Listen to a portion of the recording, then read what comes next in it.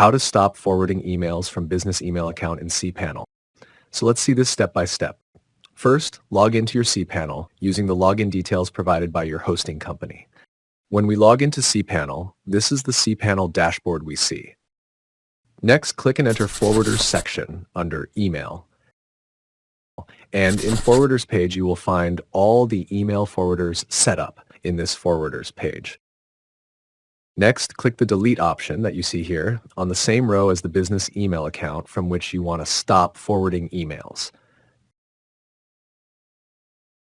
Again, we will need to confirm emails forwarders deletion by clicking this button. Now, no emails will be forwarded from this business email account to this business email account permanently. If you found this tutorial helpful, please subscribe to the channel. Also, don't forget to like, share, and comment on the video.